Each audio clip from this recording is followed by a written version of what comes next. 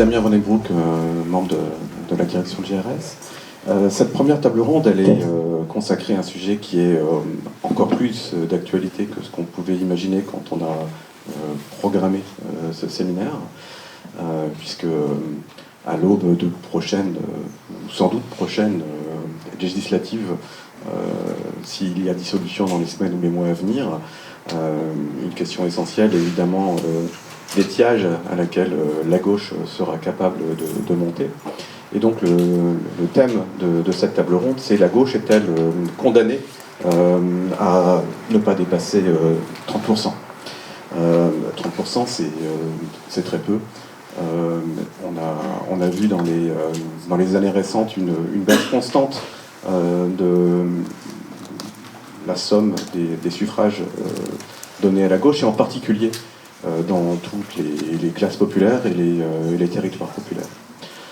Donc c'est un peu de ces questions dont on va parler aujourd'hui. Alors je vais vous présenter les différents intervenants. On va commencer par Vincent Jarousseau, qui est à ma droite. Donc, Vincent est documentariste, photojournaliste, et il est auteur de plusieurs livres. Donc comme je fais aussi office de libraire, j'en profite pour vous montrer ce très beau livre d'enquête, justement auprès de cette population des classes populaires qui a trouvé refuge dans le vote Front National. On aura ensuite un exposé de Renaud Large de la Fondation Jean Jaurès, qui nous fera un point peut-être plus sociologique sur le vote de gauche et son évolution. Et puis ensuite, je passerai la parole à Corinne Rassingin, qui est sénatrice du Parti Socialiste, qui vient de Seine-Saint-Denis, et qui nous donnera un éclairage davantage politique. Et puis David Kella, qui est maître de conférence en économie à Angers, mais aussi membre de la GRS, qui nous donnera son point de vue. Alors on va commencer avec Vincent, chacun aura à peu près une dizaine de minutes, et ensuite on essaiera d'échanger. Bon, c'est une approche qui pour moi est vraiment essentielle, et j'en parle d'autant plus facilement que j'ai grandi dans le Pas-de-Calais, sur la côte, à Étaples-sur-Mer. Le Pas-de-Calais, si vous vous en souvenez, ça a été la fédération socialiste la plus puissante de France, peut-être avec celle des Bouches-du-Rhône à l'époque. On avait 12 députés socialistes sur 14. Je pense que le score a été conservé, mais maintenant pour le Rassemblement national ou pas très loin. Donc des territoires entiers se sont donnés au Rassemblement national, et la gauche a sinon disparu, enfin en tout cas est d'une immense faiblesse. Et donc c'est notamment ces électeurs du nord de la France que Vincent a rencontrés, et dont il va nous parler maintenant. Bonjour à tous, bonjour à toutes. Alors du Nord et d'ailleurs, hein, puisque en réalité mon travail est dans son spectre géographique, voire sociologique, est quand même beaucoup plus large. Moi, ce que je voudrais peut-être, et ça permettra peut-être d'introduire le propos et notre discussion de manière générale, moi je ne vais pas forcément vous parler de l'électorat de gauche actuel, mais plutôt de celui qui l'a été en partie. Et je vais partir un peu aussi de ma démarche, hein, puisque cette démarche documentaire, je la démarre en 2014, date à laquelle j'ai été élu à Paris pendant 2 mandats au Parti Socialiste.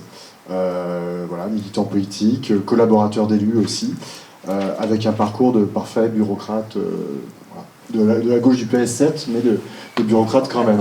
Il y en avait. Non, mais c'est pas un gros mot, mais je pars de là parce que c'est quand même intéressant de souligner cette démarche. Et à l'époque, moi, je voulais pas faire 3 mandats, je voulais pas m'enfermer définitivement dans cette approche de la politique.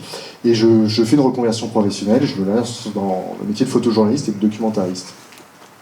Et dans cette démarche, j'ai une envie, c'est de sortir vraiment de Paris en l'occurrence, et d'engager un travail. On est en 2014, au lendemain des élections municipales et des élections européennes, où pour la première fois, Le Front National a remporté l'élection nationale avec les européennes, puis et un certain nombre de mairies en 2014. Je fais la démarche d'aller dans plusieurs villes gérées par le Front National pour aller à la rencontre des électeurs et comprendre en fait les mécanismes qui ont amené ces villes à basculer.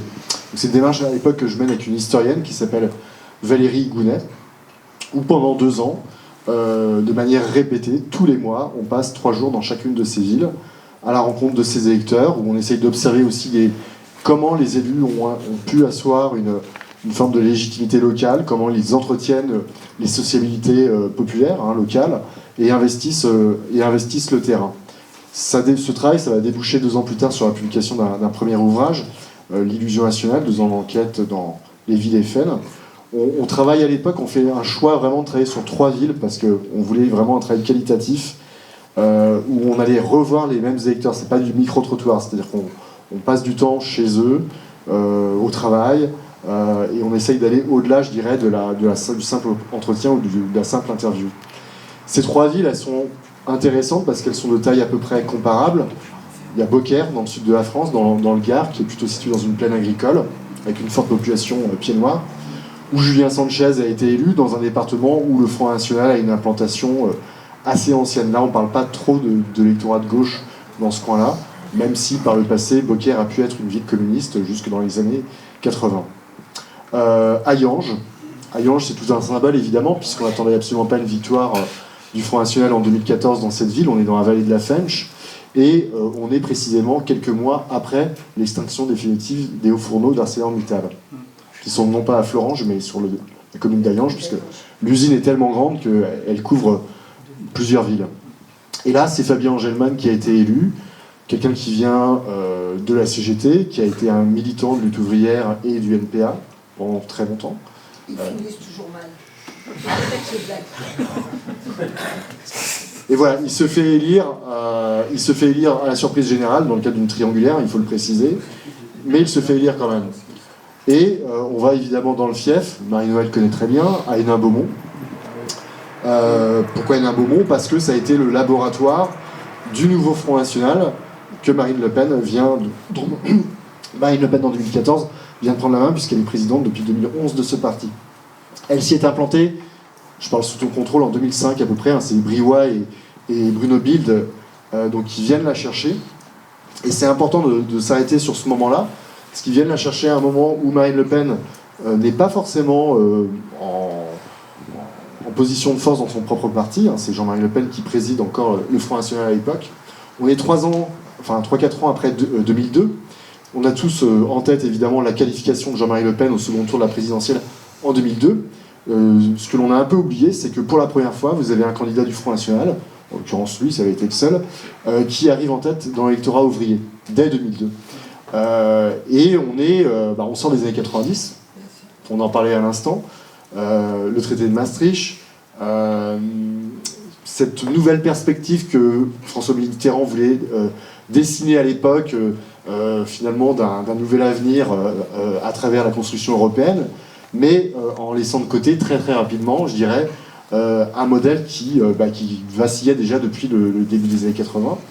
Je parle du modèle productif qui dominait dans la société française jusqu'à la fin des années 70. Et donc le Front National se transforme à l'époque, prend une sorte de vernis social. Tout ça va se renforcer évidemment avec l'arrivée de Marine Le Pen, l'arrivée aussi de Florian Philippot avec ce vernis souverainiste. Je parle de vernis volontairement, mais en tout cas l'image que renvoie ce parti, c'est qu'il parle en l'occurrence aux classes populaires, qui pour une partie d'entre elles rassemblaient par le passé un électorat de gauche. En l'occurrence, Hénin-Beaumont et Hayange, ce sont des fiefs à l'origine du Parti socialiste ou du Parti communiste.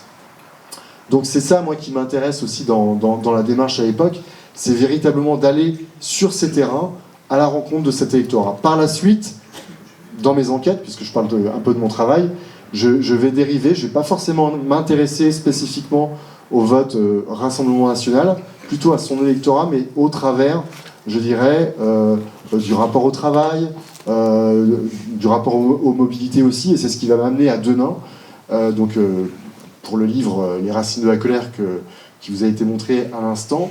Moi, Denain, j'y vais. Donc Denain, je ne sais pas si vous voyez où c'est, hein, c'est une petite ville située à côté de Valenciennes, qui à l'époque, est toujours d'ailleurs dirigée par une maire socialiste, Agnès Dufour-Tonini, et qui est quand même une ville aussi symbole, je dirais, de la désindustrialisation en France, puisque ça a été le fief d'Usinor. Et puis pour la petite histoire, ça a aussi été au XIXe siècle le terrain d'enquête d'Émile Zola pour écrire Germinal. Bon, ça c'est pour l'anecdote. Denain, quand j'y vais, on est en 2016, on est en pré-campagne pour la présidentielle, et ce qui, moi, va dessiner la suite de mon projet sur place, parce que j'y vais un petit peu par hasard, par curiosité, c'est la campagne d'Emmanuel Macron, la thématique de sa campagne, et cette notion d'hypermobilité qui est au centre de son projet. En marche, point d'exclamation, comme une forme d'injonction. Et moi, très rapidement, l'intuition que j'ai, c'est qu'il y a une forme de contradiction extrêmement forte entre ce que peut représenter Emmanuel Macron à l'époque, la Startup Nation, la France des Anywhere, hein, pour reprendre l'expression de David Goodhart, par opposition au somewhere que l'on trouve forcément à Denain. C'est aussi la ville d'implantation de Sébastien Chenu, donc ça aussi, ça m'intéresse évidemment.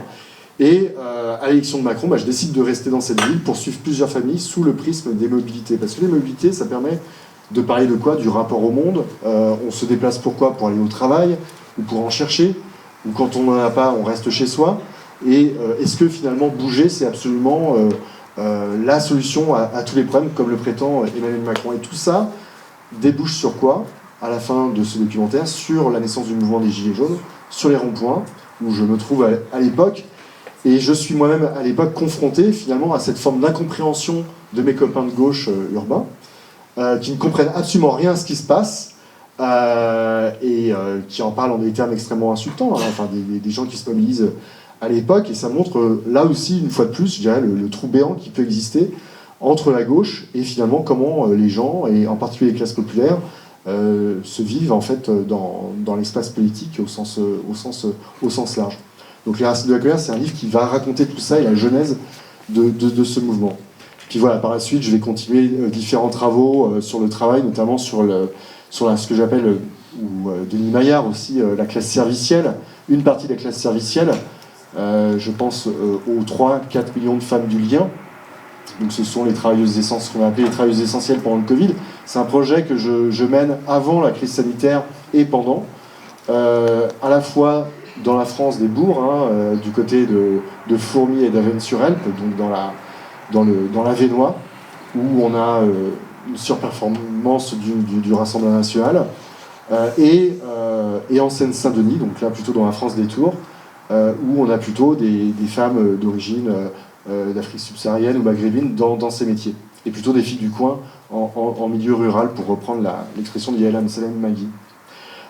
Et c'est intéressant parce que c'est aussi, là pour le coup, un travail sur le travail, un travail documentaire sur des femmes qui travaillent, et sur des formes de travail qui ne faisaient pas partie du champ du narratif, finalement, que l'on connaissait à gauche, qui finalement n'a pas tant évolué que cela, et qui raconte, selon moi, aussi les évolutions d'un pays qui est passé d'une société de production jusque dans les années 70, hein, ou 6 salariés sur 10 dans les années 70, je parle sous ton contrôle. Non, moi.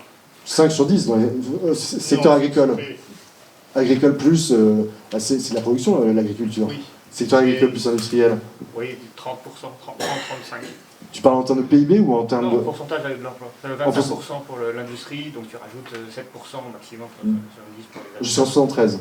Oui, oui, bah tu rajoutes 7%. D'accord. Bon, aujourd'hui, c'est moins de 10%. Oui. Voilà. Donc, Non, j'ai production. production. Mais disons qu'on ne peut pas aussi comprendre les évolutions politiques dans ce pays sans prendre en considération ces bouleversements socio-économiques qui ont évidemment impacté l'organisation du travail en tant que tel, hein, puisque le travail est organisé très différemment, les évolutions salariales aussi, hein, puisque une société de service est une société dans laquelle on a beaucoup moins de gains de productivité, donc des salaires qui progressent beaucoup moins. Et puis surtout des travailleurs qui ne se vivent pas finalement comme un corps respecté dans l'espace politique et l'espace public. Donc pour le coup, les aides à domicile, on est au cœur de cette classe servicielle, pour le coup, féminine. Ça représente un emploi féminin sur 4 en France, à peu près. Ça, c'est Là, pour le coup, c'est vérifié. Voilà. Donc, pourquoi j'introduis sur tout ça? Parce que, en fait, moi, tout mon travail depuis 10 ans s'est concentré, en effet, sur ces catégories populaires, principalement, qui, pour une grande partie d'entre elles, votent aujourd'hui pour le Rassemblement national, ou ont voté, ou voteront un jour, hein, parce que tout ça est évidemment évolutif. Et moi, ce que j'ai pu constater, et je vais m'arrêter là parce que je crois que j'ai 12 minutes de temps de parole et que je suis... voilà, on y arrive. Non, disons que le constat principal, c'est que effectivement, la gauche, de manière générale, le Parti socialiste en particulier, ne font pas partie, je dirais, du champ des possibles pour une grande partie de ces catégories. Tout simplement parce que je crois que on a une gauche qui est devenue au fil des années totalement inaudible pour plein de raisons, hein. D'une part, au-delà de la question programmatique, c'est aussi au travers de ce qu'elle peut incarner. L'une grande force de l'extrême droite, c'est d'avoir réussi finalement à incarner le camp de ceux qui ne se considèrent de ne pas faire partie du camp des sachants, d'une certaine manière.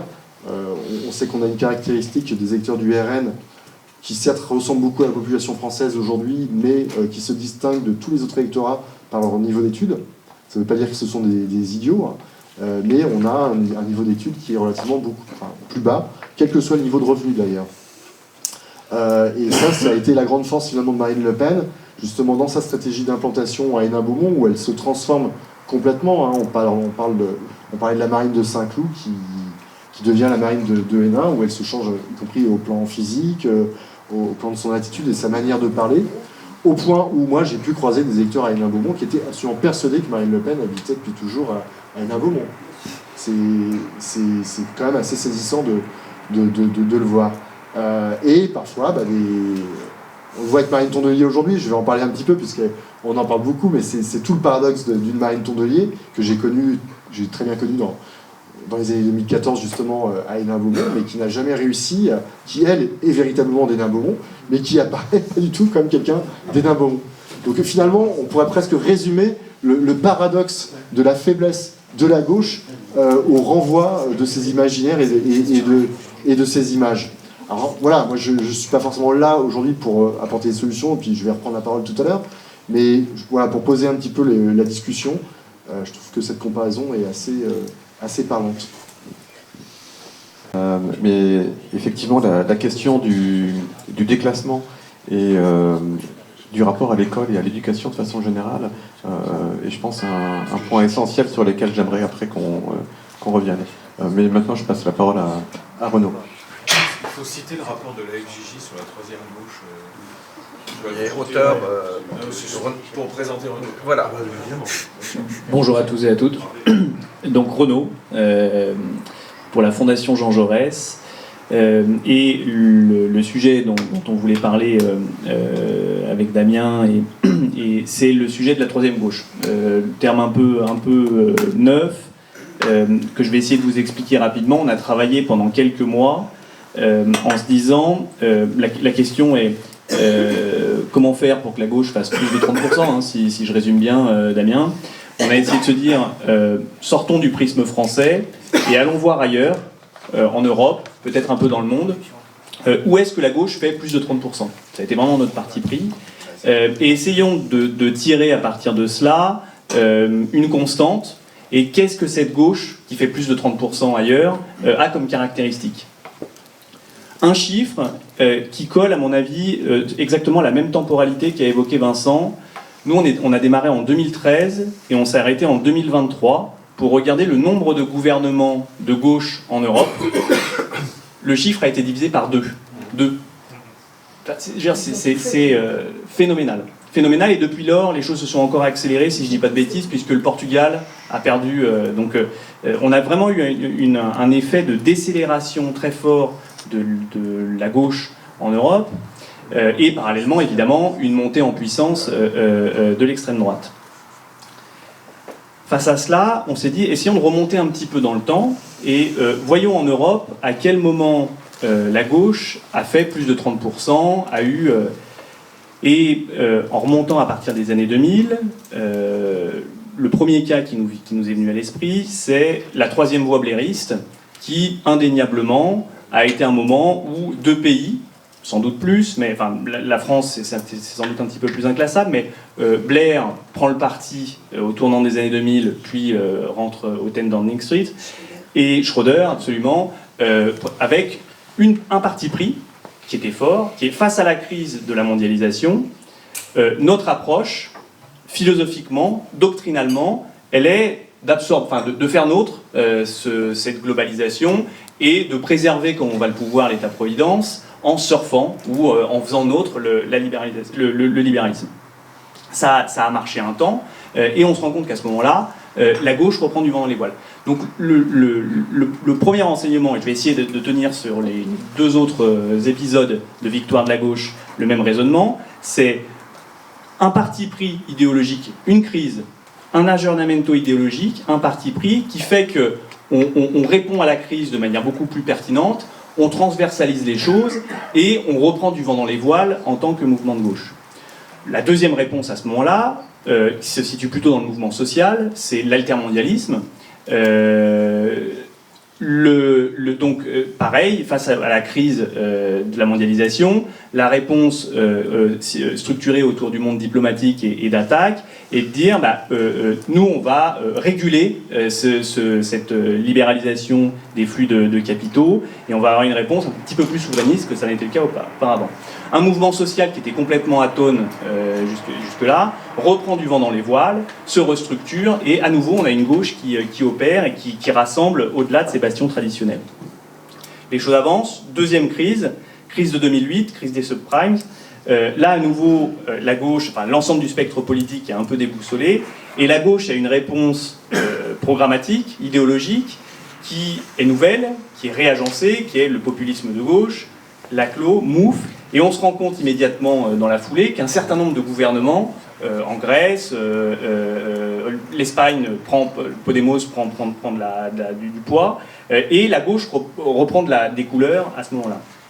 Et puis depuis lors, il y a un ensemble de crises, dont celle qu'a évoquée Vincent, qui se déroule, crise écologique, enfin en tout cas émergence du mouvement climat en 2019, crise territoriale, crise des gilets jaunes en France, mais on voit à peu près la même chose dans tous les pays européens, et il y a des réponses de gauche, sans doute, ou des aggiornamento idéologiques qui sont faits par la gauche, mais qui n'ont absolument pas le même impact, ou en tout cas on ne mesure pas derrière des victoires électorales sonnantes et trébuchantes dans la foulée.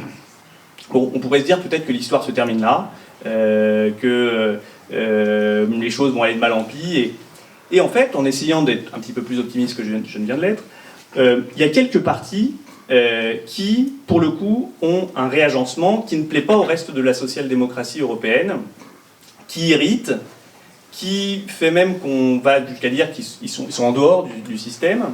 Je pense à deux grandes familles, je vais revenir dessus, mais les deux grandes familles qui restent les gouvernements de gauche en Europe, c'est globalement la Scandinavie, et on va y revenir un petit peu plus longuement, l'Angleterre, plus récemment, avec des difficultés sur lesquelles on reviendra également, et puis une partie à l'est de pays qui se réclament du courant social-démocrate ou socialiste, et qui survivent comme gouvernement de gauche. Ces partis, qu'est-ce qui les constitue et qu'est-ce qui fait leur originalité programmatique ? Première dimension, leur ambition sociale, notamment, si je prends le cas de la Scandinavie, la défense de l'État-providence des pays du Nord, est un intangible, et lorsqu'on les interroge, dans le cas des Danois, lorsqu'on interroge les sociodémocrates danois, ils vous disent que c'est consubstantiel à l'identité du pays, c'est-à-dire cet État-providence danois. Et donc, il faut à tout prix le développer, le préserver d'une part, mais surtout le développer et trouver les solutions en ce sens. Et on retrouve ça à peu près de partout dans ce que je commence à nommer, mais qui est cette troisième gauche.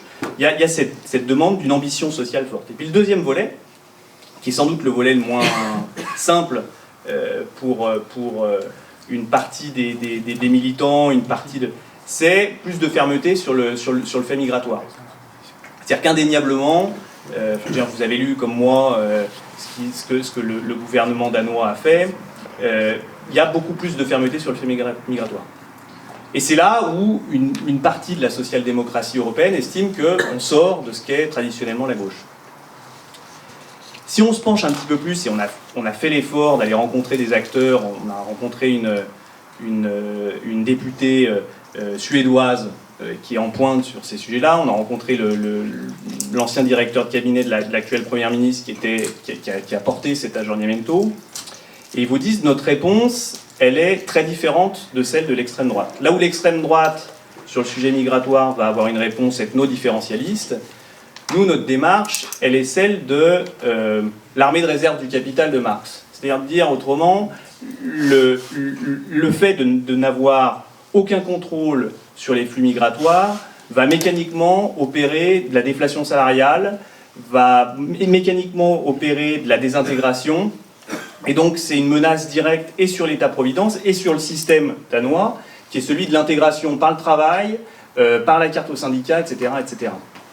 Et donc, si on veut intégrer correctement, si on veut que la population qui vient chez nous, dont on a besoin, c'est indéniable, soit correctement intégrée, ben, il faut qu'on soit souverain sur notre capacité à réguler ces flux migratoires.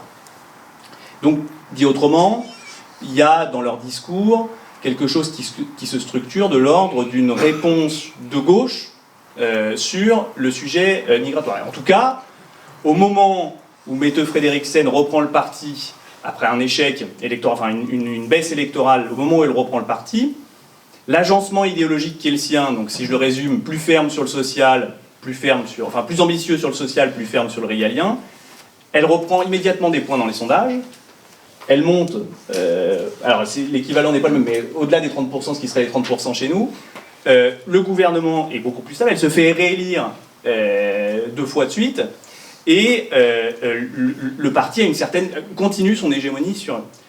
Les cousins suédois, eux, ont une démarche d'ouverture, enfin ils sont assez libéraux, si vous voulez, sur les sujets migratoires assez rapidement, ils perdent au profit de l'extrême droite.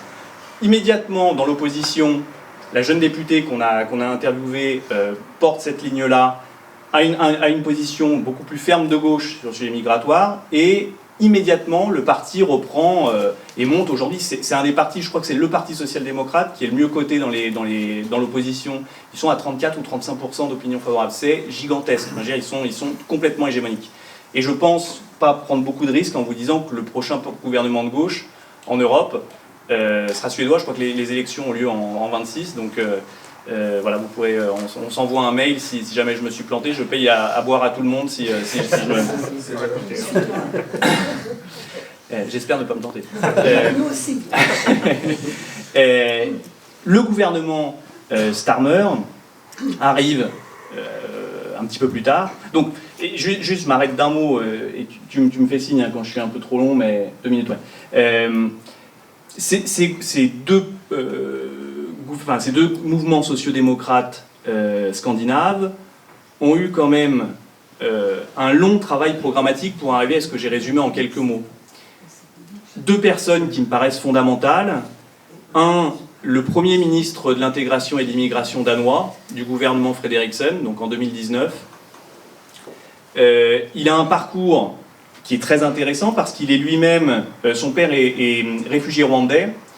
Il a un parcours où il arrête ses études assez vite pour des raisons matérielles et il devient maçon dans la banlieue de Copenhague. Il démarre à l'Alliance Rouge-Verte, qui est le parti situé à gauche des sociodémocrates, et au moment où Mette Frederiksen prend le parti, il se dit qu'elle porte quelque chose qui pourrait être intéressant, donc il la rejoint et il prend le sujet de l'immigration. Et son travail, c'est de se dire comment on peut répondre sur le sujet migratoire avec la tradition qui est la nôtre, et donc il monte dans les archives du parti et il se rend compte que les maires de la banlieue de Copenhague, au milieu des années 80, remontaient vers l'état-major, vers la centrale à Copenhague en disant il y a un problème, la désintégration, on accueille trop, à la demande du patronat, on accueille trop de monde dans nos banlieues et les choses commencent à partir dans une mauvaise direction, on ne va pas s'en sortir. Ce à quoi la direction du parti répond circuler, il n'y a rien à voir, on est en train de prendre un tour beaucoup plus, disons, pro-business, et c'est un discours qu'on ne peut pas entendre. Mais néanmoins, il se rend compte que dès 80, ce discours-là existe. Et il dit, moi, mon sujet, c'est que je ne sors pas de ce qu'est traditionnellement la social-démocratie, ce que la social-démocratie a été au Danemark, j'y reviens justement. Et donc, à partir de là, il en fait d'ailleurs un livre qui n'a pas été traduit en France malheureusement. Pour ceux qui ont fait danois LV1, la majorité dans la salle. C'est la majorité. LV2, ouais. Et donc, il en a fait un livre, et le parti a pris de... Juste Starmer, et après je me tais. Starmer est le dernier exemple en date d'un gouvernement, d'une conquête électorale à gauche. La conquête électorale de Starmer, c'est l'effet d'un balancier un peu mécanique britannique, où les travaillistes arrivent au pouvoir, je pense avec un peu d'élan populaire en réalité, et donc ils doivent gérer les choses comme ils le peuvent, avec un socle, avec une élection assez faible et un socle de popularité pas énorme. Je pense que ce qui est intéressant, donc on peut dire plein de choses sur le gouvernement Starmer, que les choses chutent depuis son arrivée, que c'est extrêmement dur, que l'extrême droite n'a jamais été aussi forte en Angleterre, etc. Je pense que si on regarde les choses de manière assez lucide, Starmer comprend dès la campagne que le sujet du patriotisme doit être un sujet au cœur du réacteur. Il s'appuie sur un mouvement, on en a fait, vous verrez dans le rapport, on le mentionne assez rapidement, on en a fait un papier dans le Grand Continent, que vous pourrez retrouver assez facilement pour essayer d'aller voir un petit peu plus loin ce mouvement-là, qui s'appelle le Blue Labour. Et ce mouvement est exactement sur l'équation que je viens d'évoquer avec vous, qui est celle d'une ambition sociale. Alors ce qui est très intéressant, c'est que d'ailleurs c'est une ambition qui est très proche de ce que la deuxième gauche a été en France. Il s'appuie beaucoup sur le mouvement coopératif et sur le mouvement mutualiste anglais, pour dire, si on veut avoir de l'ambition d'un point de vue social, c'est à partir de cette économie-là qu'on va pouvoir se restructurer, avec évidemment de l'interventionnisme étatique aussi, l'idée de nationaliser l'équivalent de l'EDF britannique, mais elle vient toujours en complément d'un développement de l'économie sociale et solidaire, ce qui est assez intéressant. Et puis de l'autre côté, une démarche de régulation migratoire, comme c'est le cas en Scandinavie, et c'est un discours qui, dès la campagne, est assumé par Starmer, et on voit au fur et à mesure de l'évolution des choses que Starmer se renforce de plus en plus sur ce sujet-là. Pendant la conférence travailliste qui a eu lieu il y a 15 jours, si je ne dis pas de bêtises, ça a été sa ligne de crête, ce qu'il a appelé le patriotisme progressiste. Bon, alors vous allez me dire, mais t'es bien gentil, mais Starmer, il est aujourd'hui à 19% d'opinion favorable, on ne sait pas s'il ne va pas être remplacé par le maire de Manchester après-demain. Vous avez raison. Et c'est là-dessus que je finirai, parce que j'ai été extrêmement long. C'est que je pense que cette équation de troisième gauche que je viens d'évoquer, dans certains cas qui le prennent assez tôt, au moment où les choses décrochent chez les Danois, les choses se passent plutôt bien. Et même, on voit qu'au Danemark, il y a quand même une vigilance permanente de la Première ministre qui va rentrer dans une phase électorale face à l'extrême droite. Elle est obligée d'être très très vigilante sur ce sujet et systématiquement de renvoyer des signes auprès de son électorat là-dessus. Mais néanmoins, on voit que ça se passe pas trop mal et le parti garde son hégémonie. Je pense que les Anglais, et donc ça fera sans doute le lien avec la France, ont pris le sujet très tard. Et donc vous avez un effet de ciseau qui est, vous perdez l'électorat traditionnel de la gauche, dont parlait Vincent, situé dans les centres-villes, qui ne comprend pas en fait le discours que vous êtes en train de tenir, qui mais ça ressemble quand même beaucoup à ce qui se passe de l'autre côté. Et donc vous êtes pris par manque d'explication, et donc je pense que Starmer est exactement là-dedans. Et en même temps, le moment pour que les catégories, disons, plus populaires parties, alors en Angleterre chez Reform, en France au sein du Rassemblement National, croient que ce discours est pas seulement un discours électoraliste et l'accueil et confiance dans ce discours-là, il y a du temps qui doit se passer. Et donc, je suis pour ma part un petit peu plus dubitatif sur le fait que la France soit prête pour cette équation-là, parce que c'est compliqué de dire à un parti d'élus, chers amis, ce que je vous propose, c'est d'abord de se casser la gueule électoralement, avant de redevenir hégémonique. Et donc je pense que, en tout cas, il faudra beaucoup de temps pour arriver à ce sujet-là. Et c'est un sujet qu'il faut prendre assez tôt dans le processus électoral. Voilà. Merci beaucoup.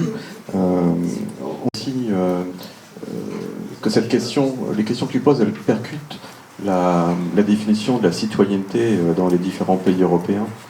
Et en particulier la définition d'une citoyenneté très universaliste en France, elle est évidemment extrêmement différente de la tradition scandinave où finalement, pour l'avoir pratiquée, l'égalité, elle repose aussi sur un sentiment de ressemblance et d'identité ethnique plus ou moins assumée ou explicite. Et la façon dont cet aggiornamento peut être accueilli peut être aussi très très différent en fonction des traditions culturelles. Corinne, on a évidemment devant nous une question de fragmentation politique. Alors on la voit tous les jours à l'œuvre à l'Assemblée nationale, mais si on la voit à l'Assemblée nationale, c'est aussi qu'elle reflète une véritable fragmentation, un minima territorial entre l'électorat des centres-villes, celui qu'on peut appeler des tours et celui des bourgs. Et donc, quelle vision, toi, tu as de cet état et de la façon dont la gauche doit s'en emparer? Merci. Bonjour à toutes et tous. Donc c'est une question évidemment, cette espèce de plafond de verre qu'on semble avoir maintenant au-dessus de nos têtes depuis un moment des 30%, et comment est-ce que on arrive à trouver les solutions pour le relever sans effriter notre socle. C'est ce qui est quand même la problématique qui est devant nous. Et donc effectivement, comment répondre à des problématiques qui se posent très différemment selon les territoires. Je crois que personne ici a de recettes magiques, mais je crois, et dans le moment où on est aussi actuellement au niveau de la crise politique historique qu'on vit, on voit quand même aussi qu'il y a des évolutions très fortes. On voit que là, la droite dite républicaine est en train de se faire aspirer de plus en plus vers l'extrême droite, et donc ils ont cette capacité qu'on avait déjà vue depuis Sarkozy, mais qui évidemment s'accentue encore plus. Alors, il y a eu Ciotti d'abord, maintenant avec Retailleau, où ils s'imaginent que en épousant les thèses du Rassemblement national, ils vont pouvoir récupérer leur électorat. Mais pour eux, ils ne sont pas devenus d'extrême droite, puisque c'est eux qui le disent et qu'on ne soit pas d'extrême droite, donc c'est pas la même chose. Donc c'est assez étrange intellectuellement comme processus, mais enfin c'est ce à quoi on assiste. Et donc il y a une tripartition qui va rester, je crois, de la vie politique, mais avec quand même des évolutions là sur notre droite. La question, nous, c'est à gauche, est-ce qu'on est capable, dans ce moment-là, en restant nous-mêmes, en restant fidèles à nos valeurs, sur la question du pacte social républicain, mais aussi en étant capable de parler des questions régaliennes, à partir de nos valeurs,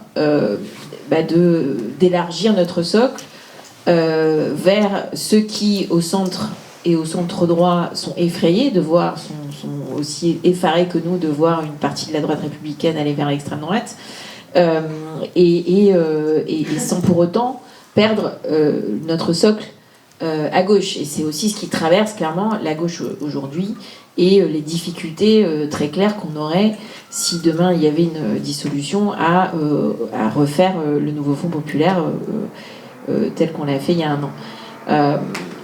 Donc je crois qu'il faut être capable de revenir à nos fondamentaux par rapport au contexte actuel. Et je vais faire un tout petit parallèle avec un pays dont on a peu parlé, mais que je connais bien, qui est les États-Unis. J'y ai vécu longtemps. Et où on a vu, avec Trump au pouvoir, qui gagne en 2016, il perd en 2020, on se dit ouf, ça y est, finalement, bon, c'était un épisode, c'était un accident de l'histoire aux États-Unis. Eh bien non, il revient, il est réélu 4 ans plus tard, et avec un socle encore plus fort. Et avec aujourd'hui de nouvelles différences. C'est assez intéressant parce que avec du coup une politique beaucoup plus désinhibée, et il est élu sur des questions, d'abord à la fois les questions sociales, exactement comme le Front National ici, même si le Rassemblement National ici, même si on est dans des contextes politiques très différents parce que nous sommes des pays avec des histoires différentes et des tendances aussi politiques différentes. Là-bas, aux États-Unis, même la gauche est capitaliste, donc il y a pas de, enfin, c'est pas tout à fait, on peut pas faire des parallèles exacts, mais on voit bien que c'est pourquoi est-ce qu'il regagne contre Kamala Harris. C'est d'abord la question économique, l'inflation, le déclassement, la peur de l'avenir, donc les conséquences de la politique libérale, de la mondialisation, qui a la désindustrialisation, exactement tous les mêmes phénomènes qui ont fait monter l'extrême droite au fil des années en France et en Europe plus généralement, et un retournement là culturel sur la question de l'immigration, puisque les États-Unis, bien plus que la France, est un pays d'immigration, ça fait partie de leur identité. Et donc là, c'est un retournement quand même assez fort au niveau culturel, contre lequel la gauche, les démocrates américains ne savent pas lutter. Ils sont complètement désarmés. Et aujourd'hui, il y a un shutdown, donc il y a le gouvernement, il n'y a pas eu de budget, et donc là, il y a plus tous les fonctionnaires fédéraux ne sont plus payés. On est vraiment dans une situation assez dure parce que les démocrates ont enfin trouvé un sujet sur lequel tenir et sur lequel ils peuvent peut-être être entendus, y compris des électeurs de Trump qui commencent à être déçus par certains aspects, c'est sur la question du peu de pacte social qui existe aux États-Unis, c'est-à-dire il y a quand même un système de santé qui a été renforcé sous Obama, et donc c'est sur le financement de ce système de santé, et donc c'est la question de savoir si demain il n'y aura pas 25 millions d'Américains qui vont perdre le peu d'assurance maladie financé publiquement qui existe aux États-Unis. Et donc s'ils choisissent quand même de faire ce bras de fer là-dessus, c'est parce qu'ils ont bien compris que c'est par la question sociale et par la question finalement de la solidarité nationale qui peuvent peut-être retrouver des couleurs et s'opposer de nouveau à Trump. Et donc moi je crois que bien sûr, et parce que nous sommes de gauche, parce que nous sommes d'avoir un logiciel d'abord socialiste, et que le socialisme en France, c'est la construction de la République avec le pacte social au cœur de cette République, il faut d'abord se préoccuper des questions économiques et sociales, évidemment, et donc c'est pour ça porter la question de la justice fiscale. Pourquoi faire ? Pour le pouvoir d'achat, pour la relance économique, par l'investissement par les services publics, mais aussi dans une économie qui permet de stabiliser les emplois, de retrouver un avenir et des perspectives pour les générations qui viennent. Et là où je crois qu'il y a finalement une problématique qui est commune à tous les territoires, c'est ça, c'est cette problématique de la question du déclassement, la question de savoir si oui ou non je dois aller loin de chez moi pour avoir un avenir, et qui est à la fois une angoisse, mais à la fois aussi un désespoir. L'assignation à résidence, c'est aussi un désespoir. C'est-à-dire à la fois le fait de se dire je devrais être condamné à partir loin de chez moi pour pouvoir peut-être avoir un avenir et une angoisse existentielle, mais aussi l'idée que je n'ai pas les moyens d'aller loin de chez moi, c'est aussi une angoisse existentielle, que je suis condamnée à essayer de vivre de la solidarité peut-être familiale, j'ai pas d'autre perspective que de continuer à essayer de bricoler autour de moi un avenir. Ça aussi c'est une angoisse existentielle et qui existe aussi bien dans les quartiers les plus populaires de la Seine-Saint-Denis que dans les zones les plus rurales. et donc répondre à tous les dégâts du libéralisme, de la désindustrialisation, des fractures économiques, et donc être capable de nouveau de développer des vraies perspectives de développement économique sur les bassins territoriaux, c'est extrêmement important. Porter aussi cette question-là au niveau européen, parce que je crois qu'on a effectivement besoin, et pour des raisons géopolitiques d'ailleurs, mais aussi évidemment pour des raisons économiques, de porter très fortement la question de la souveraineté, des questions de souveraineté française et européenne, sur l'industrie, sur l'économie, sur notre autonomie. On a vu pendant la crise Covid sur la capacité à produire des médicaments, aujourd'hui on a tout le sujet de l'intelligence artificielle qui vient nous percuter, donc ça va créer d'autres angoisses dans le monde du travail, mais aussi il y a des vraies questions de souveraineté à la fois politique, géopolitique, mais aussi économiques qui sont liées à tout ça. Donc tout ça, on ne peut pas le porter tout seul au niveau français, on doit le porter au niveau français, mais on doit porter l'idée d'une France forte dans une souveraineté européenne. Et ça permet aussi de faire le lien avec l'autre question qui est la question de l'identité et le fait que en France effectivement on a la gauche depuis trop longtemps a peur d'aller sur des terrains où on pense que ça va nous donner l'impression qu'on fait peut-être comme les Danois la bascule vers l'extrême droite. Et alors que moi je suis absolument convaincue qu'on doit pouvoir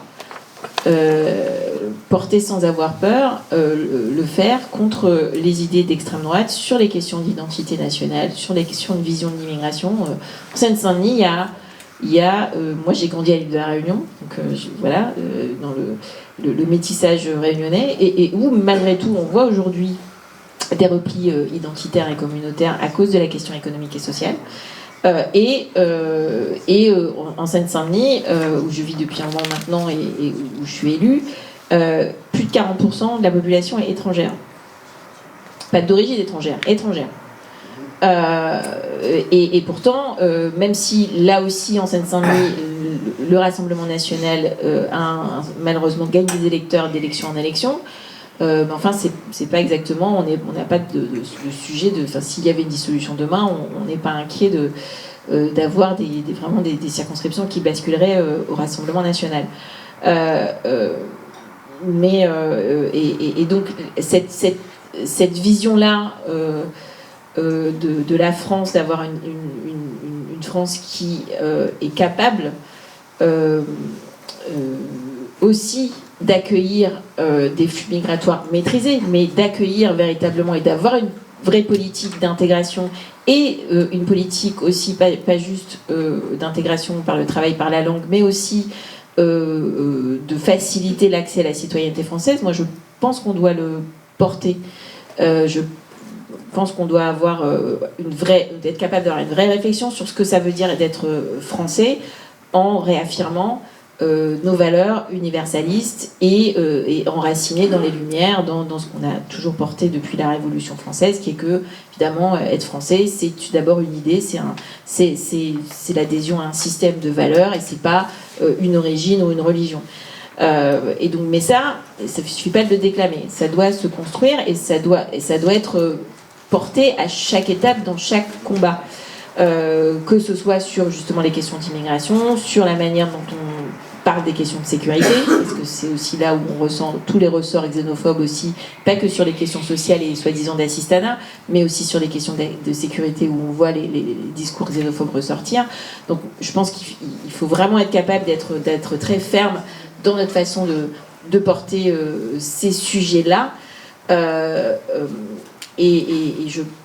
Moi, je pense que c'est comme ça qu'on peut faire reculer les idées d'extrême droite. Avant de récupérer les électeurs, il faut d'abord mettre un coup d'arrêt à l'avancée de leurs idées. Et je ne peux pas me résoudre à ce qu'on continue à perdre cette bataille culturelle. Voilà. Merci beaucoup. J'étais vraiment sensible. Il y a un mot que tu n'as pas utilisé, ou une métaphore que tu n'as pas utilisée, que je n'ai pas entendu depuis longtemps, mais ça m'a fait penser, c'est celle de l'ascenseur social. Dont on a pendant longtemps dit qu'il était en panne ou cassé, et dans les discours politiques on a l'impression qu'il a disparu, comme si cette perspective parcours, de trajectoire dans l'espace social était même plus envisageable. Et donc j'ai l'impression qu'il y a une question de manque de perspective, alors à la fois à l'échelle individuelle, mais aussi peut-être à l'échelle collective. Dans ton propos liminaire, tu parlais de la troisième voie blériste, et c'est peut-être un des péchés originels de la gauche, de ne pas avoir simplement accepté ou accompagné le néolibéralisme, mais d'en avoir fait la promotion active, enfin en d'autres mots, d'en avoir été séduit. Donc David Kella, qui l'auteur de ce livre La gauche peut-elle combattre le néolibéralisme, mais jusqu'à quel point la gauche est-elle sortie du néolibéralisme? C'est la grande question qui nécessiterait de définir le néolibéralisme, parce que c'est pas...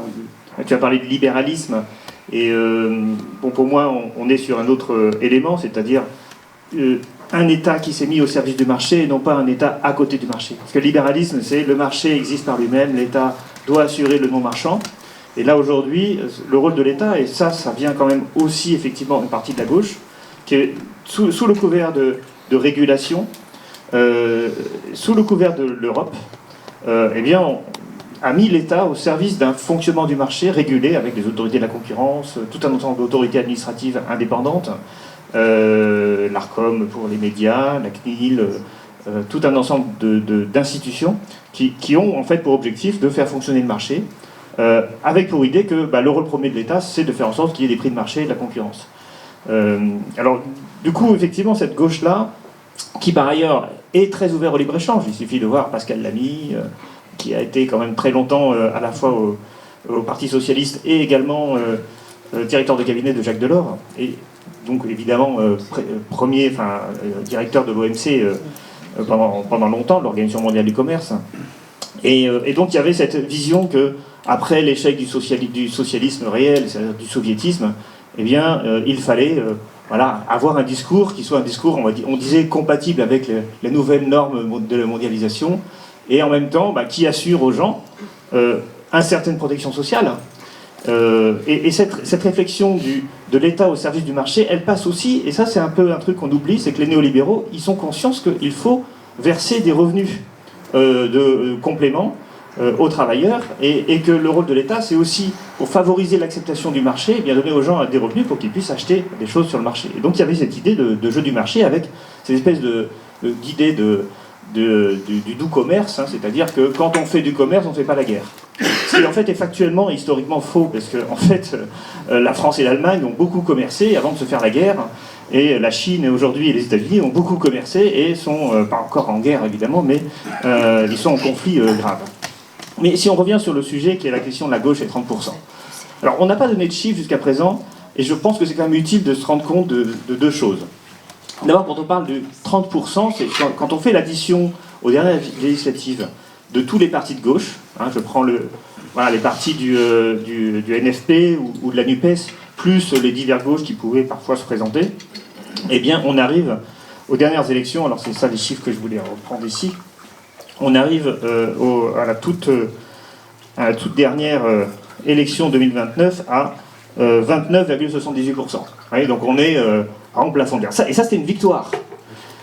Par contre, en 2022, c'était une défaite et on était à 29,36%. Alors la différence, c'est qu'il y avait beaucoup plus de divers gauche parce que la NUPES était plus restreinte que le nouveau Front populaire. Et puis quand on prend la vraie défaite, c'est-à-dire la défaite qui a fait disparaître quasiment de l'hémicycle beaucoup de députés de gauche, c'est 1993, vous vous souvenez, c'était à la fin des années Mitterrand, eh bien la gauche faisait quand même, au premier tour des législatives, 37,24%. Et voilà. En 97, elle fait 44,52%. Donc déjà, pratiquement 45%. Mais vous savez quel moment la gauche a fait le plus haut score, la gauche tout entière, c'est 2012. 46,77%. C'est-à-dire que le plus haut score de la gauche est juste avant son effondrement. C'était au moment où la gauche, souvenez-vous, en septembre, elle a conquis le Sénat. Marie-Noël, tu étais là, je pense. Et donc, on avait tous les pouvoirs, parce qu'il y avait la majorité des régions, quasiment l'unanimité des régions, avec l'Alsace qui n'était pas tenue par la gauche, la majorité des départements, la majorité des grandes villes, et puis la majorité à l'Assemblée nationale et la majorité au Sénat. Ça, c'était 2012. Alors, on est 13 ans plus tard, et on a ici une table ronde sur la gauche peut-elle atteindre, ne serait-ce qu'atteindre les 30%. Donc c'est dire qu'il y a quelque chose qui s'est passé quand même en 2017. Et ce qui s'est passé, c'est le hold-up de Macron sur la gauche. Parce que en 2017, Macron est élu en grande partie par des voix de gauche. En fait, il se place à la fois dans la rupture et dans la continuité de François Hollande.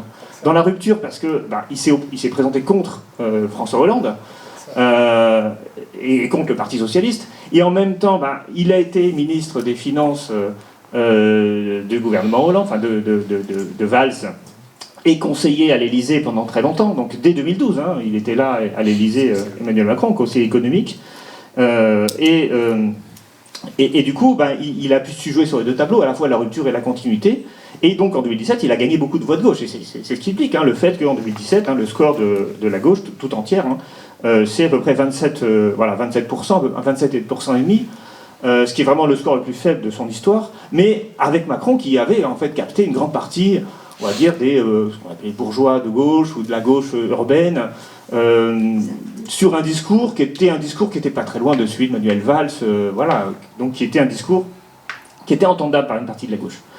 Alors, le truc, c'est qu'au fur et à mesure qu'il a gouverné, il s'est droitisé. Il s'est droitisé à tel point qu'à la fin, on voit aujourd'hui le socle commun, c'est avec la droite et sans scrupule. Je veux dire, à tel point que il était prêt à... déjà, il a recyclé beaucoup, comme Bruno Le Maire ou Le Cornu, qui viennent de la droite. Il a aussi beaucoup recyclé à gauche, mais à la fin, il a mené une politique qui est tout à fait compatible avec celle que faisait la droite classique, quoi. Et du coup, il a récupéré de l'électorat de droite, mais paradoxalement, il n'a rien rendu à la gauche. D'où le hold-up. C'est-à-dire qu'il a pris les voix, il a pris les électeurs et il les a rien. Et quelle est la différence? Où se fait la différence? Parce qu'on ne peut pas avoir à la fois la fédération de la gauche et la fédération de la droite. Il y a un problème de 100% ici. Où est-ce que ça se trouve? Ça se trouve au Rassemblement national. Et l'extrême droite, qui était à entre 10 et 15% structurellement depuis le début des années 90, et là aussi j'ai été surpris de voir les chiffres. 12,75 en 93, 15,04 en 97, 12,67 en 2002, et en 2012, 13,79, elle n'avait pas progressé, mais pas du tout. Elle était à un plafond, elle, de 15%, et avec même un échec en 2007 avec Sarkozy, où elle a fait moins de 5%, et en 2022, donc à la fin du premier mandat, 24%, et en 2024, donc 2 ans plus tard, 34,4%. Au premier tour. Et celle-là aussi, on prend Reconquête, on prend toute l'extrême droite. Mais c'est quand même une famille de pensée. Donc en fait, il s'est passé quelque chose dans l'électorat qui quand même nécessite qu'on réfléchisse à ça. Et donc la question est, comment fait-on pour répondre à cette extrême droite et surtout pour réaffirmer la gauche dans le paysage politique? Parce que évidemment, quand on fait moins de 30%, on est menacé de disparition dans un système de scrutin à 2 tours majoritaire. Alors bien sûr, pour essayer de limiter la casse, qu'est-ce qu'on a fait? On a fait la NUPES, plus une NFP, on essaie de s'allier, mais ça, c'est pas un projet politique. C'est juste une tactique électorale pour essayer de survivre dans un contexte effectivement très mauvais pour la gauche. Et en fait, la grande idée de la gauche ces dernières années, ça a été justement, mais ça a été dit par Corinne tout à l'heure, la bataille culturelle. Et moi, en fait, je trouve qu'on a un peu trop pris cette idée de bataille culturelle comme si c'était la solution, c'est-à-dire que l'idée étant, il faut devenir l'hégémonie culturelle. Évidemment, ça vient de Gramsci. Alors, ça paraît très, très à gauche, parce que Gramsci est un communiste italien, donc on parle des grands temps, des grandes luttes. Et on se dit, ça doit être intéressant, parce que si on gagne la bataille culturelle, alors forcément, derrière, on va gagner la bataille politique. Mais le souci, c'est que, en fait, la question est au détriment de quoi la bataille culturelle se fait. Et concrètement, qu'est-ce que ça veut dire? Concrètement, ça veut dire essayer d'infuser ces idées par des exemples, par parfois des choses un peu choquantes. Moi, je pense à la question du barbecue, vous savez, c'est-à-dire, la viande rouge, c'est de droite, ou tout un ensemble d'injonctions morales qui sont un peu l'idée de, on va essayer de prendre des questions comportementales ou des valeurs morales pour essayer de faire une gauche qui récupère, qui soit sur les valeurs et sur l'action individuelle. Et donc ça veut dire que finalement on perd un truc, c'est-à-dire qu'à force de mettre en avant l'action individuelle, et les écologistes sont très forts là-dessus, hein, c'est-à-dire qu'ils expliquent que le problème de la politique c'est comment les individus se comportent, eh bien, alors parfois à juste titre, hein, vis-à-vis de l'écologie, vis-à-vis des rapports entre hommes et femmes, du sexisme ou de la violence, ou tout un ensemble de choses, donc c'est des choses qui sont évidemment qui parlent à la gauche. Mais en faisant ça, eh bien, on fait un peu de la morale, on individualise les problématiques politiques, et puis surtout, on ne mène pas la bataille des idées. Et pour moi, le cœur de la gauche doit quand même être la bataille des idées, c'est-à-dire la prise en charge du collectif, parce que c'est ça le politique, hein, c'est la prise en charge du collectif, quel type de loi on va faire, quel type de stratégie on va mener, et cette individualisation, finalement, elle me rappelle un peu le puritanisme américain, c'est-à-dire l'idée qu'il y a une forme de pureté individuelle à acquérir, qu'on va essayer de propager, avec l'idée que, eh bien, comme ça, nos idées vont venir par derrière, et les gens vont voter pour nous pour être vertueux, en quelque sorte. Mais on se trouve confronté à, justement, l'extrême droite, qui n'a pas du tout ce discours, et qui apparaît comme le parti, finalement, de la liberté. Et c'est ça qui fait progresser l'extrême droite, par rapport à des partis de la morale, et donc on se retrouve un peu un front versé, avec ce qui était la droite auparavant, et ce qui était la gauche auparavant. Et du coup, le problème de l'individualisation, c'est qu'on finit par avoir aussi une pratique politique, et dans les débats économiques, moi c'est un truc qui me frappe, c'est que par exemple, on a débattu de la taxe Zuckman, et moi je ne suis pas contre la taxe Zuckman, je pense effectivement qu'il y a un problème de taxation, de fiscalité des hauts patrimoines et des hauts revenus. Pour plein de raisons, hein, ils cachent leurs véritables revenus en créant des holdings. Bon, c'est pas le sujet de la table maintenant, mais il y a un vrai problème. Mais le souci, c'est que quand on fait de cela le seul discours, eh bien, on fait un discours de redistribution, et on dit, c'est ce que dit Mélenchon quand il dit on va faire 14 tranches d'impôt sur le revenu, dans lesquelles on va prélever à 8% des ménages les plus fortunés et redistribuer, donc baisser les impôts pour les 92% qui restent. Et c'est ce que dit le Parti Socialiste quand il dit on va baisser les cotisations à la CSG des bas salaires. Et c'est ce que disent beaucoup de responsables politiques en général, puisqu'ils disent finalement le rôle de la gauche, c'est la redistribution monétaire. Mais en faisant ça, eh bien, on perd on fait finalement de la politique un objet individuel, c'est-à-dire la liberté de consommation des gens, et on oublie que le rôle premier de l'État, eh bien, c'est aussi d'assurer des services publics. C'est-à-dire que si on a 10 milliards à dépenser, parce qu'on arrive à récupérer 10 milliards de fiscalité, est-ce que la priorité doit être de le redistribuer immédiatement, ou est-ce que ça doit être d'améliorer les services publics? Et on oublie que les services publics, l'éducation, la santé, et la police et la justice également, sont des éléments de répartition, c'est des éléments d'égalisation des citoyens. Et le souci, c'est que tout ça se fait dans un contexte où la gauche, à force de parler de redistribution, ne parle plus de production. Puisque les services publics, en fait, c'est une production. Mais la production, c'est aussi l'agriculture, c'est aussi l'industrie. C'est ce que font, c'est l'utilisation du travail. Et là, il y a une absence totale de discours. Moi, je suis choqué de voir que la gauche ne défend pas les agriculteurs. Je trouve... Alors évidemment, le problème, c'est que le débat sur l'agriculture, c'est un débat qui s'est focalisé sur les normes écologiques. Donc du coup, la gauche a envie de défendre l'écologie. Mais le souci, c'est qu'on a quand même un libre-échange qui détruit notre capacité d'agriculteurs à produire. Parce que les prix de marché... Parce qu'on a changé notre politique agricole. Auparavant, c'est la garantie des prix. Donc du coup, les agriculteurs pouvaient investir en savoir à quel prix ils allaient vendre leur production. Maintenant, chez les agriculteurs, eh bien, on a des prix de marché, et donc ils sont subventionnés. Et on a un discours, et j'en terminerai par là, un discours qui est un discours des économistes, qui est de dire, ok, le libre-échange, ça détruit des emplois. Mais on va compenser cette destruction d'emplois avec, finalement, parce qu'on a un gain global, avec des aides. Et on considère qu'un agriculteur, pour lui, c'est pareil, qui touche 50% de leur revenu d'aide sociale, ou que ce soit des prix de vente de ce qu'il produit. Eh bien, c'est pas du tout pareil. Du point de vue de la dignité des personnes, gagner de l'argent avec son travail, c'est pas la même chose que gagner de l'argent avec des subventions. Et on peut pas juste dire on va détruire notre production industrielle et puis compenser ensuite par des allocations. Et ça, c'est un discours que je trouve qui n'existe pas à gauche et qui devrait être au cœur de la gauche. La gauche est, au départ, le parti des travailleurs, c'est-à-dire le parti de la production. Et pas juste le parti qui va distribuer des allocations aux gens pour essayer d'assurer un peu un score électoral. Voilà, j'en ai terminé. Merci beaucoup. Peut-être quelques réactions très rapides, et puis après on prendra une ou deux questions. Dans la même veine, moi je pense qu'on ne peut pas comprendre la situation actuelle de la gauche sans regarder ce qui est devenu la politique et la démocratie. Aujourd'hui, enfin depuis maintenant quand même un certain temps, on a eu des alternances qui se sont multipliées depuis 20-30 ans, mais qui de plus en plus devenaient des alternances sans alternative.